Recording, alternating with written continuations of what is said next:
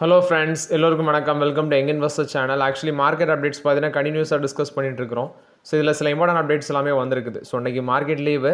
So நாளைக்கு பார்த்தீங்கன்னா market open ஆகும். ஸோ ஃபஸ்ட்டு ஐடிஎஃப்சி ஃபர்ஸ்ட் பேங்கோட சிஓ வி வைத்தியநாதன் பார்த்தீங்கன்னா சில அப்டேட்ஸை ஷேர் பண்ணியிருக்காங்க. ஐடிஎஃப்சி ஃபர்ஸ்ட் பேங்கோட ரிசல்ட்ஸை நான் ஷேர் பண்ணியிருந்தேன்.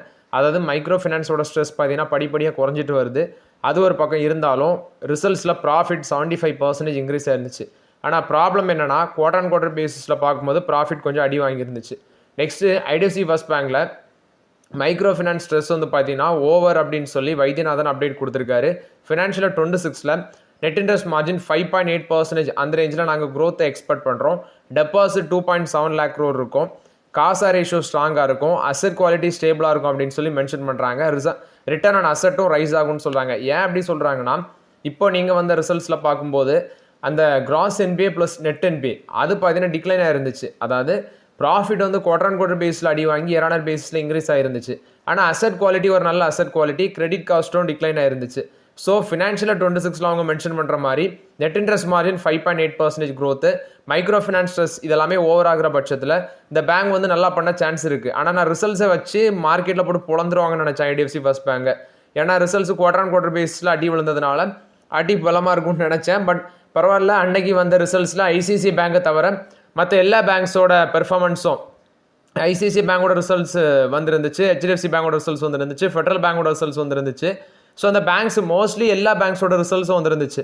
அதில் ஐசிசி பேங்க் மட்டும் தான் ஒரு நெகட்டிவ் ட்ரெண்டில் மார்க்கெட்டில் ட்ரேட் ஆகிட்டு இருந்துச்சு. தவிர மிச்சம் எல்லா பேங்க்ஸுமே நல்லா பாசிட்டிவ் ட்ரெண்டில் இருந்துச்சு. சவுத் இந்தியன் பேங்க்லாம் சரியான performance. IDFC first bank last மார்க்கெட்டில் 6% வரைக்கும் ரேலி இருக்குது. 76 ரூபா அந்த ரேஞ்சில் க்ளோஸ் ஆயிருக்கு ஐடிஎஃப்சி ஃபர்ஸ்ட் பேங்க். பட் இப்போதை வெயிட் பண்ணுங்கள், ஃப்ரெஷ் என்ட்ரி வேண்டாங்கிறது என்னோட ஒப்பீனியன். எகெயின் ஒரு 65 கீழே போகிற பட்சத்தில் பார்த்துக்கலாம் ஐடிஎஃப்சி ஃபர்ஸ்ட் பேங்கில். ஸோ இது வந்து ஐடிஎஃப்சி ஃபர்ஸ்ட் பேங்கில் வந்து பாசிட்டிவ் அப்டேட்டு. நெக்ஸ்ட் பார்த்தீங்கன்னா கோல்டோட ப்ரைஸ் இன்டர்நேஷனல் மார்க்கெட்டில் பார்த்தீங்கன்னா கொஞ்சம் கிராஷ் ஆயிருந்துச்சு. கால்தாலே நான் எடுத்து பார்த்தேன், நியூஸில் வந்துருந்துச்சு. பட் நான் வந்து இன்ஸ்டாகிராமில் ஸ்டோரியும் வாட்ஸ்அப்பில் வந்து பார்த்தீங்கன்னா ஸ்டேட்டஸும் போட்டுட்டு மறந்துட்டேன் டெலகிராமில் ஷேர் பண்ணுறதுக்கு. ஸோ என்ன நடந்திருக்குன்னா, சர்வதேச அளவில் இன்டர்நேஷனல் மார்க்கெட்டில் கோல்டும் சரி சில்வரும் சரி பெருசாட்டு வந்து பார்த்தீங்கன்னா கிராஷை ஃபேஸ் பண்ணியிருக்கிறாங்க. கிட்டத்தட்ட கோல்டு மட்டுமே 6.3% கிராஷ் ஆகிருக்குது. 1 ounce, அதாவது 1 ounce கோல்டு பார்க்கும்போது பெர் அவுன்ஸுக்கு $4,082 to $4,143 அந்த ரேஞ்சில் கோல்டு வந்து பார்த்தீங்கன்னா இன்டர்நேஷனல் மார்க்கெட்டில் ட்ரேட் ஆகிட்டு இருக்கு. இந்த கிராஷ் வந்து 2013 ஜூனில் நடந்த கிராஷை விட, அதாவது சிங்கிள் டே கிராஷில் 2013 ஜூனில் ஒரு கிராஷ் நடந்திருக்கு. அதை கம்பேர் பண்ணும்போது இது வந்து கொஞ்சம் பெரிய கிராஷ் அப்படின்னு சொல்லி சொல்கிறாங்க. அது மாதிரி சில்வர் எடுத்து பார்க்கும்போது 8.7% கிராஷ் ஆகிருக்கு. $47.89 to $48.40 அந்த ரேஞ்சில் இப்போ ரவுண்ட்ஸுக்கு வந்து பார்த்தீங்கன்னா ட்ரேட் ஆகிருக்குது. இது 2021 February. அதை கம்பேர் பண்ணும்போது இது ஒரு பெரிய கிராஷ், சிங்கிள் டே கிராஷ் அப்படின்னு சொல்லி மென்ஷன் பண்ணியிருக்காங்க.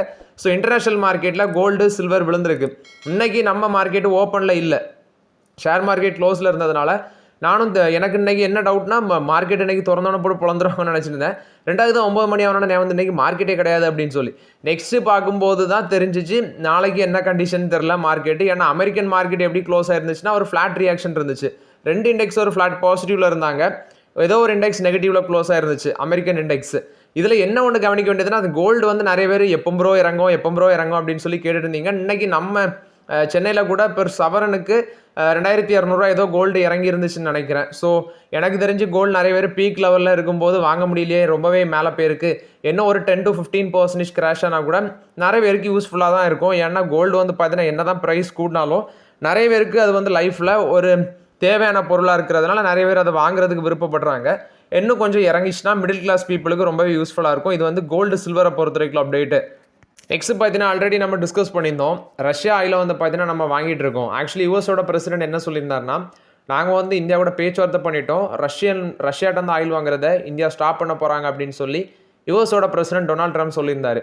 பட் ஆக்சுவலி இது உண்மையாக உருட்டான்னு எனக்கு தெரியல. நம்ம அப்படி சொன்னோமான்னு தெரியல, இந்தியா தரப்புலேருந்து அப்படி சொன்னாங்களான்னு தெரியல. அதே வந்து கொஸ்டின் மார்க்காக இருக்குது. இப்போ ஒரு நியூஸ் வந்திருக்கு என்னன்னா, if India cut Russian oil import, அதாவது ரஷ்யாட்ட வந்து ஆயில் வாங்குறத பர்ச்சேஸ் பண்ணுறதை ஸ்டாப் பண்ணுறாங்க இந்தியா அப்படின்னா, யூஎஸ் வந்து இந்த டேரிஃப் இப்போ நமக்கு வந்து எக்ஸ்போர்ட் பண்ணுறோம் அமெரிக்காவுக்கு, அந்த ப்ராடக்ட்ஸுக்கு இப்போ 50% அடிஷ்னலாக டேரிஃப் போட்டிருக்காங்க. ஸோ அதை வந்து பார்த்தீங்கன்னா ரஷ்யாட்ட வந்து ஆயில் வாங்குறதை நீங்கள் ஸ்டாப் பண்ணிட்டீங்கன்னா உங்களுக்கு 50% இருக்க டேரிஃப் 15 to 16% குறைப்போம் அப்படின்னு சொல்லி ட்ரம்ப் சொல்லியிருக்கதாட்டு சொல்லியிருக்காங்க. பட் இந்தியா இதுக்கு அக்செப்ட் பண்ணுமான்னு தெரியல. ஏன்னா ரஷ்யாங்கிறது ரொம்பவே ஃப்ரெண்ட்லி கண்ட்ரி இந்தியா கூட. ஸோ இவங்க சொல்கிறத கேட்பாங்களா அவங்க சொல்கிறத கேட்பாங்களான்னு தெரியல. பட் இப்படி ஒரு நியூஸ் வந்திருக்கு. இது வந்து கன்ஃபார்மான நியூஸான்னு தெரில, ஒரு நியூஸ் வந்திருக்குது. நெக்ஸ்ட் பார்த்தீங்கன்னா எஃப்எம்சிஜி கம்பெனி சம்மந்தமான அப்டேட்டு. ஸோ கவர்மெண்ட் வந்து இந்த எஃப்எம்சிஜி கம்பெனிஸ்ட்டு எல்லாம் கிளாரிஃபிகேஷன் கேட்டிருக்காங்க. ஏன்னா ஜிஎஸ்டி ரேட் கட் பண்ணாங்க. ஸோ அந்த ஜிஎஸ்டி ரேட் கட் பண்ண அந்த பெனிஃபிட்ஸ் எல்லாமே மக்களுக்கு போய் சேருதா அப்படிங்கிறத இந்த எஃப்எம்சிஜி கம்பெனிஸ்ட்டை, மேனுஃபேக்சர் பண்ணுற கம்பெனிஸ்ட்டை கிளாரிஃபிகேஷன் கேட்டிருக்காங்க. இப்போது நம்மளோட பாப்புலர் ப்ரைஸ் பேண்ட்ஸ்னு பார்க்கும்போது இப்போ ஒரு 20 டெய்லி எசென்ஷியல் ப்ராடக்ட்ஸ்னு எடுத்தால் கூட இப்போ சாக்லேட் எடுத்து பார்த்தீங்கன்னா ₹1 சாக்லேட் இருக்குது, ₹2 இருக்குது, அடுத்து ₹5 வரும், அடுத்து பார்த்தீங்கன்னா ₹10.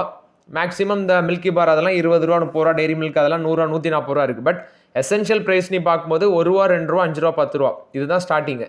ஸோ இப்போ என்ன முடிவு எடுக்க போகிறாங்கன்னா, இப்போ பிஸ்கட்ஸ்லாம் பார்த்தீங்கன்னா முன்னாடி இருந்த அந்த ₹10 மில்க் பிகிஸ் பிஸ்கட்லாம் எடுத்து பார்க்கும்போது ரொம்பவே பெருசாக இருக்கும். அதாவது ₹10 சைஸ் பாக்கெட்டு ரொம்ப பெருசாக இருக்கும். ₹5 சைஸே பார்த்தீங்கன்னா அட்லீஸ்ட் 1 ஃபிங்கர் நீளத்துக்கு இருக்கும். ஆனால் இப்போ அது வந்து பார்த்தீங்கன்னா ஹாஃப் ஃபிங்கர் நீளத்துக்கு கூட இல்லை, 5 6 பிஸ்கட் தான் இருக்குது அந்த ₹5 பாக்கெட்டில். சைஸும் ரொம்பவே சின்னதாகிடுச்சு. ஸோ இப்போ கவர்மெண்ட் கேட்டிருக்க கிளாரிஃபிகேஷனில் நீங்கள் வந்து வெயிட்டை இன்க்ரீஸ் பண்ண போகிறீங்களா, அதாவது பேக்கேஜோட வெயிட்டை இன்க்ரீஸ் பண்ண போகிறீங்களா, அல்லது வந்து இப்போ ₹5 இருக்க பேக்கெட், இப்போ ஒரு பிஸ்கட் பேக்கெட் ₹5 இருக்குன்னா அதை 4.45 ருபீஸ் அந்த ரேஞ்சில் குறைக்கிறீங்களா, ₹1 கேண்டி 88 பைசாட்டு குறைக்கிறீங்களா, ₹2 ஷாம்பு ₹1 77 காசாட்டு குறைக்கிறீங்களா அப்படிங்கிற கொஸ்டினை வந்து கவர்மெண்ட் வந்து பார்த்தீங்கன்னா எஃப்எம்சிஜி கம்பெனிஸ்ட்டை கேட்டிருக்காங்க. பட் எனக்கு தெரிஞ்சு இது எப்படி முடிவாகும்னு தெரியல.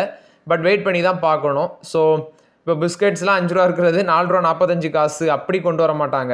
எனக்கு தெரிஞ்சு மேபி சைஸை தான் இன்க்ரீஸ் பண்ண சான்ஸ் இருக்குன்னு நினைக்கிறேன். ஸோ இது வந்து கவர்மெண்ட் இந்த கம்பெனிஸ்ட் எல்லாமே கிளாரிஃபிகேஷன் கேட்டிருக்காங்க. Next alchemy capital management alternative investment fund வந்து 0.78% ஸ்டேக் சில்ச்சர் டெக்னாலஜிஸில் வந்து வாங்கியிருக்கிறாங்க. ஸோ இது ஓப்பன் மார்க்கெட் டிரான்சாக்ஷன் அக்டோபர் 21 அன்னைக்கு தான் நடந்திருக்குது. 39.1 crores அந்த ரேஞ்சில் வாங்கியிருக்கிறாங்க. ப்ரொமோட்டர் அலாய் ஜிதேந்திர ஷா 1.17 lakh ஷேர் வந்து விற்றுருக்காங்க. கிட்டத்தட்ட 1.02% ஸ்டேக்கு 50.89 crores. சில்ச்சர் ஷேர் வந்து பார்த்தீங்கன்னா லாஸ்ட் மார்க்கெட்டில் ஒரு 1.5% பாசிட்டிவில் தான் க்ளோஸ் ஆச்சு. இது வந்து அல்கெமி கேபிட்டல் கொடுத்த அப்டேட்டு. நெக்ஸ்ட் நுவாமா என்ன ப்ரெடிக்ட் பண்ணுறாங்கன்னா, இந்த பிஎன் கேட்ஜல் ஜுவல்லர்ஸ் வந்து மேலே போகும் அப்படின்னு சொல்கிறாங்க. 31% மேலே போகும்னு சொல்லி பைக்கால் கொடுக்குறாங்க. பிஎன் கேட்ஜல் ஜுவல்லர்ஸோட ஷேர் ப்ரைஸ் லாஸ்ட் மார்க்கெட்டில் ₹682 க்ளோஸ் ஆயிருக்கு. 4% பாசிட்டிவ் இருந்துச்சு. ஸோ இதுக்கு பைக்கால் கொடுக்குறாங்க. 31% மேலே போகும். ₹860 டார்கெட் ப்ரைஸ் அப்படின்னு சொல்லி மென்ஷன் பண்ணியிருக்காங்க. ஏன்னா இவங்களோட ஸ்டோர் அடிஷன் 34% இன்க்ரீஸ் ஆயிருக்கு. ரேப்பிடாக எக்ஸ்பென்ஷன் பண்ணுறாங்க. மகாராஷ்டிரா ஜியோகிராஃபிக்கல் ஏரியாலும் எக்ஸ்பென்ஷன் நடக்குது. சிஏஜிஆர் க்ரோத் 25 to 28 அந்த டைமில் 34% இருக்குன்னு சொல்கிறாங்க. ஹை மார்ஜின் ஸ்டட்டட் ஜுவல்லரி பண்ணிட்டு இருக்காங்க, அதில் இன்க்ரீஸ் ஆகுது. மார்ஜின் எக்ஸ்பென்ஷன் பண்ணிட்டு இருக்காங்க. Plus net profit CAGR growth 25 financial 25 to 28ல 26% இருக்குன்னு மென்ஷன் பண்ணியிருக்காங்க. இது வந்து பிஎன் கேட்ஜல் ஜுவல்லர்ஸை பொறுத்த வரைக்கும் அப்டேட்டு. ஆனால் எனக்கு தெரிஞ்சு சென்கோ கோல்டு ஓகே மாதிரி தெரியுது. ஏன்னா சென்கோ கோல்டு ₹327 இருக்குது. அது பார்த்தீங்கன்னா 24 times தான் பி இருக்குது. ஆனால் இது பிஎன் கேட்ஜல் ஜுவல்லர்ஸ் வந்து கிட்டத்தட்ட 34 times பி இருக்கிறதுனால ஆக்சுவலி டைட்டனு நெக்ஸ்ட் வந்து கல்யாண் ஜுவல்லர்ஸு தங்கமயில் இதெல்லாம் கம்பேர் பண்ணும்போது இந்த 2 கம்பெனி பார்த்தீங்கன்னா வேல்யூஷன் கொஞ்சம் கம்மியாக இருக்குது. அதாவது கோல்டு செக்டார் ஸ்டாக்கில் நான் சொல்கிறது. பட் இருந்தாலும் சென்கோவும் அது மாதிரி பிஎன் கேட்ஜல் ஜுவல்லர்ஸும் வேல்யூஷன் வச்சு பார்க்கும்போது பி ரேஷியோ ஜாஸ்தியாக தான் ட்ரேட் ஆகிட்டு இருக்குது. நெக்ஸ்ட் பார்த்தீங்கன்னா அன்றைக்கி ஒரு கொஸ்டின் வந்துருந்துச்சு. டாடா மோட்டார் டிமர்ஜர் பண்ணுறாங்க, அது கிட்டத்தட்ட கம்ப்ளீட் ஆகிடுச்சு. இனி ஷேர் மட்டும் தான் கிரெடிட் ஆகணும். ஸோ டாடா மோட்டார்ஸில் இருக்கிற ஜேஎல்ஆர் வந்து தனியாட்டு செப்பரேட் என்டிட்டியாட்டு கொண்டு போக சான்ஸ் இருக்கா அப்படின்னு சொல்லி ஒரு கொஸ்டின் வந்துருந்துச்சு. ஆனால் ஸ்டில் இட் செல்ஃப் எப்படி டிமர்ஜர் பண்ணியிருக்காங்கன்னா, பர்சனல் வெஹிக்கிளில் தான் அந்த எலக்ட்ரிக் வெஹிக்கிள், நெக்ஸ்ட் வந்து பெட்ரோல் டீசல் காரு, அடுத்து ஜேஎல்ஆர், இது எல்லாமே பார்த்தீங்கன்னா பர்சனல் வெஹிக்கிள் செக்மெண்ட் பிஸ்னஸில் தான் வருது. கமர்ஷியல் வெஹிக்கிள் பிஸ்னஸில் பார்க்கும்போது ஹெவி வெஹிக்கிள்ஸாக இருக்கிற ட்ரக்கு, ஸ்கூல் பஸ்ஸஸ் இது எல்லாமே அந்த கேட்டகரியில் வருது. So October 14 record date complete ஆகி மோஸ்ட்லி எல்லாத்துக்கும் பார்த்தீங்கன்னா ஷேர் வந்து பிரிஞ்சு வந்தாச்சு. இப்போ என்ன ஒரு அப்டேட்னா, எனக்கு தெரிஞ்சு ஸ்டில் இட் செல்ஃப் ஜேஎல்ஆர் வந்து தனியாட்ட அவங்க கொண்டு போகிற ஐடியாவில் இல்லை. மேபி ஃபியூச்சரில் போகலாம் அப்படிங்கிறது என்னோட கருத்து. அது இப்போதைக்கு நான் அவங்க தனியாக கொண்டு போகலை, ஜேஎல்ஆரை வந்து தனியாட்டு லிஸ்ட் பண்ணுறதுக்கு. நெக்ஸ்ட்டு இப்போ டாடா மோட்டார்ஸ் கமர்ஷியல் வெஹிக்கிள்கிட்ட எவ்வளோ பிஸ்னஸ் இருக்குன்னா, டாடா மோட்டார்ஸ் பிஸ்னஸில் டாடா மோட்டார்ஸ் பிஸ்னஸில் டாடா மோட்டார் கமர்ஷியல் வெஹிக்கிள்ஸுக்கு 37.10% வந்து போகுது. டாடா மோட்டார் பர்சனல் வெஹிக்கிளுக்கு 62.90% ஆஃப் த பிஸ்னஸ் வந்து டாடா மோட்டார்ஸ் பிஸ்னஸில் வந்து டாடா மோட்டார் பர்சனல் வெஹிக்கிள் கொண்டு போகிறாங்க. இப்படி தான் அது பிரியுது. கமர்ஷியல் வெஹிக்கிள்ஸு எவ்வளோத்துக்கு லிஸ்ட் ஆகும்னு கேட்குறீங்க. எனக்கு தெரிஞ்சு 280 300 தான் நான் ஃபீல் பண்ணுறேன். ஆனால் மேக்ஸிமம் நிறைய பேர் சொல்கிறது ₹470 வரைக்கும் லிஸ்ட் ஆகும் அப்படின்னு சொல்லி சொல்கிறாங்க. பட் பர்சனல் வெஹிக்கிள் இப்போ ₹400 சம்திங்கில் தான் இருக்குது. ஆனால் கமர்ஷியல் வெஹிக்கிள்ஸ் அந்த ரேஞ்சில் 470 லிஸ்ட் ஆகுமாங்கிறது ரொம்பவே டவுட்டாக அது அன்றைக்கி இருக்க மார்க்கெட் சிச்சுவேஷனை பொறுத்து இருக்குது. பட் அவ்வளோலாம் லிஸ்ட் ஆகுதுன்னு தான் நான் ஃபீல் பண்ணுறேன். மேபி ஒரு 300 330 அந்த ரேஞ்ச் வரைக்கும் போகலாம். அதுக்கு மேலெலாம் டவுட்டு தான்.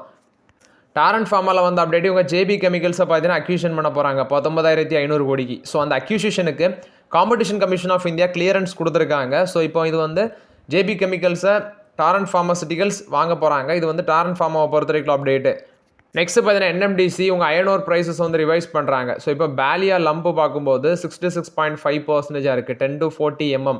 அது வந்து 5,550 ரூபா சொல்லியிருக்காங்க பெர் டன்னுக்கு. பேலியா ஃபைன்ஸு 64% 10 mm 4,750 ரூபா பெர் டன்னு சொல்லியிருக்காங்க. இது அக்டோபர் 22 எஃபெக்டிவ்க்கு வருது. ஏன்னு பார்க்கும்போது இந்த ப்ரைஸ் இப்போ இன்க்ரீஸ் பண்ணியிருக்காங்க. இதிலே பார்த்தீங்கன்னா ராயல்ட்டி, டிஎம்எஃப், என்எம்இடி சார்ஜஸ் எல்லாமே இன்க்ளூட் ஆகும். ப்ளஸ் வந்து chess, forest permit fees, transit fees, GST and other taxes வந்து எக்ஸ்க்ளூட் ஆகும் அப்படின்னு சொல்லியிருக்காங்க. இது வந்து என்எம்டிசி கொடுத்த அப்டேட்டு. நெக்ஸ்ட் டிசிஎஸ் வந்து பார்த்தீங்கன்னா இன்ஃபோசிஸை ஃபாலோ பண்ணலாம் அப்படின்னு சொல்லி ஒரு அப்டேட் பார்த்தேன். என்னன்னா இன்ஃபோசிஸ் 18,000 கோடிக்கு பைபேக் வந்திருந்தாங்க. ஸோ டிசிஎஸோட ஷேர் ப்ரைஸ் இப்போ கீழே விழுது. இன்ஃபோசிஸ் ஒரு பாசிட்டிவ் ட்ரெண்டில் தான் லாஸ்ட் மார்க்கெட்டில் க்ளோஸ் ஆயிருந்துச்சு. 10 கோடி ஈக்விட்டி ஷேரை வந்து ரீபர்ச்சேஸ் பண்ணாங்க இந்த பைபேக்கில் இன்ஃபோசிஸ். இப்போ டிசிஎஸும் அதே மாதிரி ஒரு பைபேக் வரலாம் அப்படிங்கிற ஒரு அப்டேட் வந்திருக்குது. ஸோ இது வந்து டிசிஎஸை பொறுத்த வரைக்கும் அப்டேட்டு. அல்ட்ராடெக் சிமெண்ட் வந்து பார்த்தீங்கன்னா ஹோல்ட் ரேட்டிங் மெயின்டைன் பண்ணியிருக்காங்க. நுவாமா இன்ஸ்டிடியூஷனல் ஈக்விட்டிஸ் 13,982 ரூபா டார்கெட் ப்ரைஸ் சொல்கிறாங்க. 13% மேலே போகும் அப்படின்னு சொல்லி மென்ஷன் பண்ணியிருக்காங்க. நாவல் குரூப்போ மேசகாண்டாக் ஷிப் பில்டர்ஸும் ஒரு மெமரம் ஆஃப் அண்டர்ஸ்டாண்டிங் போட்டிருக்காங்க. எக்ஸ்போர்ட் கார்பரேஷன் பண்ணுறதுக்கு தான், குறிப்பாட்டு இந்த சப்மரைனில் எக்ஸ்போர்ட் பண்ணுறதுக்கு கார்பரேஷன் பண்ணுறதுக்கு தான் அந்த மியூச்சுவலி ஃப்ரெண்ட்லி கண்ட்ரி மாதிரி இவங்க அந்த மெமரம் ஆஃப் அண்டர்ஸ்டாண்டிங் போட்டிருக்காங்க. ஆல்ரெடி 2023 அந்த அக்ரிமெண்ட் இருந்துச்சு.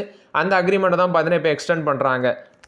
ஸோ ஓகே ஃப்ரெண்ட்ஸ், ஆக்சுவலி இந்த வீடியோவில் சில இம்பார்ட்டன்ட் அப்டேட்ஸ் எல்லாம் டிஸ்கஸ் பண்ணோம். அந்த வீடியோ உங்களுக்கு பயனுள்ளதாக இருந்துச்சுன்னா லைக் பண்ணுங்கள், சப்ஸ்கிரைப் பண்ணுங்கள், கமெண்ட் பண்ணுங்கள். Okay friends, thank you.